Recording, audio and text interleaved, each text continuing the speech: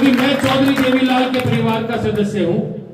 चौधरी देवीलाल जी ने जब पैदल यात्रा हिसार से शुरू करी थी तो उनके साथ सिर्फ 5 आदमी थे, और जब यात्रा लेकर के आगे बढ़े तो जैसे आज आप लोग काफिले में साथ निभाने का काम किया, ऐसे काफिला उनका बढ़ता गया। और उन्होंने तो देश के एकमात्र ऐसे व्यक्ति थे जिन्होंने प्रधानमंत्री के पद को ठुकराया।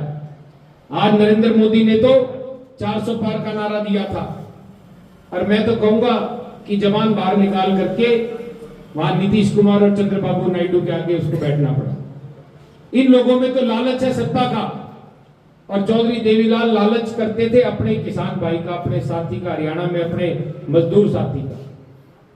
मैं आप लोगों से यही कहना चाहूंगा कि आपके बीच में एक भारतीय जनता पार्टी का मुखौटा ओढ़ करके एक उम्मीदवार भी आएगा। उससे पहले ये पूछना कि तू कल कौन सी पार्टी में था। एक बार तो वो खुद ही विचलित हो जाएगा कि कल मैं कांग्रेस में था या जेजेपी में था या किसी और में था।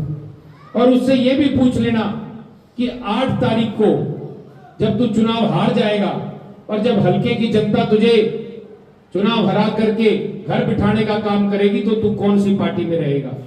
मैं निश्चित तौर पे कह सकता हूं ये बीजेपी की विचारधारा का आदमी भी नहीं है। इसकी विचारधारा तो ये है कि ये एमएलए बन जाए और उसके बाद मंत्री बन जाए और अपने भाइयों को लेकर के जोड़ों की खुदाई में पैसे खाने का काम करे, ई लाइब्रेरियों में पैसे खाने का काम करे, छोटे मोटे ठेकेदारों के साथ मिलकर के 100 50 रुपए खाने का काम करे। मैंने आपको बताना नहीं, आपको सब पता है। समैन वालों को तो मेरे से ज्यादा ज्ञान है। एक और साथी है जिसका मैं नाम नहीं लेना चाहूंगा, 25 साल तक इंडियन नेशनल लोकदल पार्टी को उसने संभाल करके रखने का दावा किया था, और इसी चौपाल में मेरे मुंह से कुछ शब्द निकले थे 2018 में, और वो शब्दों से ये हुआ कि 18 में उसकी तो जाते जाते के दावल पड़ गया, जेजेपी बढ़ गई, इनेलो पार्ट गई। आज इनेलो छोड़ करके जेजेपी में गया, जेजेपी छोड़ करके कांग्रेस में चला गया। गांव में छोरा तो सरपंच बना ही लिया, अब कांग्रेस वाला मंत्री भी बना देंगे।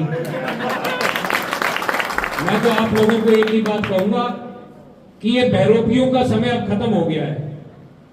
आप लोगों ने एक फैसला लेना है, और फैसला ये लेना है कि ये लोग तो आपके बीच में आकर के कहेंगे कि हाँ भाई सुभाष है के समैन का, सुभाष तेरा काम कराओगे भाई, लेकिन सीएम साहब अभी टाइम नहीं दे रहे, भाई मंत्री जी मिल नहीं रहे, डीसी साहब मेरा फोन नहीं उठा रहे, एसपी साहब आउट ऑफ स्टेशन है।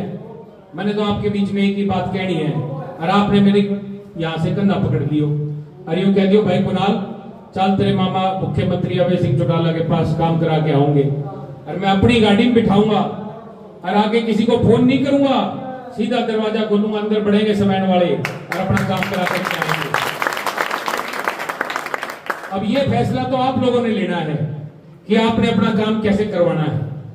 और मैं एक बात और भी कह दूं, जिसका मैं नाम नहीं लेना चाह रहा था, इस चौपाल वाले का, जिसका जिक्र हमने इस चौपाल में 2018 में करा था, उसकी भी बता दो एक बात। इनेलो पार्टी में था तो यूं कहा करता भाई मेरी नहीं चलती कुणाल की चलती है। जेजेपी में चला गया तो यूं कहने लग गया कि मेरी नहीं चलती दुष्यंत चौटाला की चलती है। इब कांग्रेस में चला गया, मेरा नहीं दीपेंद्र का लेगा, भूपेंद्र का लेगा, किसका लेगा। लेकिन मैं आप लोगों को एक बात कहना चाहता हूं कि कुणाल करण सिंह की तो पहले भी चला करती थी, आज भी चलती है और आगे भी चलेगी, गांव समैन वालों के लिए चलेगी। ये फैसला आप लोगों के हाथ में है।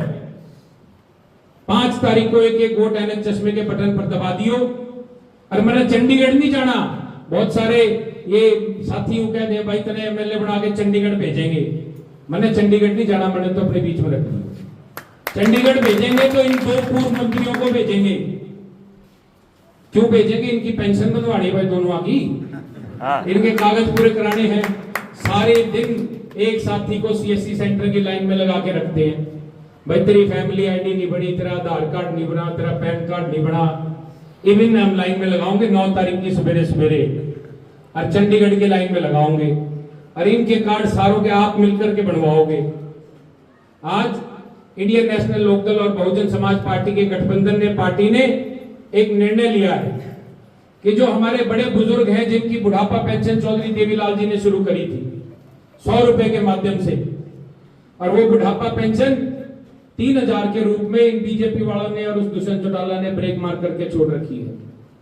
और दावा और वादा तो 5100 रुपए का करा था, छोड़ दी 3000 पे। आपकी सरकार जब 9 तारीख को बढ़ जाएगी बसपा इनेलो की, तो ये बुढ़ापा पेंशन चौधरी अभय सिंह चौटाला जी, ओम प्रकाश चौटाला जी के आशीर्वाद और मायावती जी के आशीर्वाद से 7500 रुपए प्रति महीना करने का काम करेंगे। जिंदाबाद जिंदाबाद। वहीं जो मेरे नौजवान साथी हैं जिनको बेरोजगार करने का श्रेय हरियाणा प्रदेश में किसी को जाता है तो वो दुष्यंत चौटाला को जाता है। नहीं तो 2019 में आप लोगों की सरकार बननी थी, पर इसका तो लालच नहीं टूटा। गुहाना रैली के अंदर आया सीएम आया सीएम आया सीएम के नारे लगवाए, बन गया सीएम। ईसा फेंक के मारा लोकसभा चुनाव से पहले, जैसे दूध में से मक्खी निकाल के फेंके। अरे इसी हालात है कि वहां उचाना जाकर देख लियो 25 तारीख को ताऊ के जन्मदिन पे दुष्यंत चौटाला को कोई उचाना के गांव में पढ़ने नहीं देता।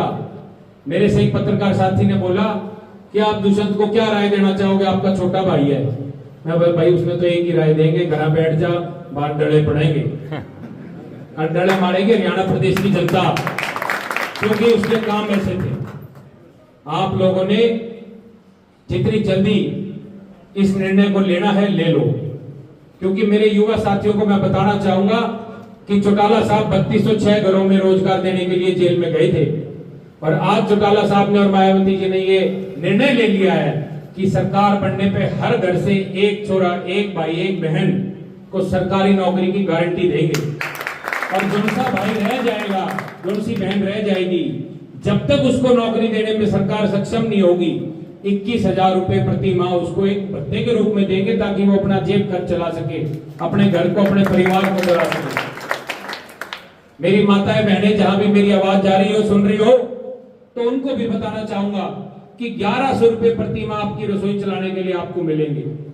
ना केवल आपकी रसोई चलाने के लिए, खर्चे के लिए 1100 रुपए, बल्कि हर महीने की 1 तारीख को आपको एक मुफ्त सिलेंडर देने का वादा बीएसपी ने किया। आज आप लोगों ने मेरे हौसले को बढ़ाया, मुझे यहां बुला करके अपना आशीर्वाद देने की दिया। मैं तो आप लोगों से ये की विनती करूंगा कि भाई जुट जाओ। ये मुश्किल से 12-13 दिन रह रहे हैं, या तो इस 12-13 दिन में 20 साल का जो वनवास है, जो चौधरी ओम प्रकाश चौटाला जी की पार्टी के एक एक कार्यकर्ता ने, एक एक वर्कर ने काटा है, उस वनवास को ही तोड़ दो। मौका आप लोगों के हाथ में, और मौका बार बार नहीं आएगा। आएगा तो आज के बाद 5 साल बाद आएगा, और 5 साल में तो ये लूट तो चुके हैं, प्रदेश को खोखला करके छोड़ेंगे। यहाँ का पैसा पहले कांग्रेस के टाइम पे आरोप लगाया करते थे कि इटली भेजने का काम करते हैं, ईद तो बेरनी पैसा ये कहां भेजे, सारा ही सौदा लूट ले गई ये कच्चे वाले। मैं तो आप लोगों से यही अपील करूंगा कि मौका आपके हाथ में है। क्या आपको ये सरकारें चाहिए या आपको अपनी सरकार चाहिए? आप सबने मेरी बात को सुना, मुझे यहां बोलने का मौका दिया। मैं गांव समेट के सभी मेरे बड़े बुजुर्गों, नौजवान साथियों, माताओं, बहनों का धन्यवाद करता हूं।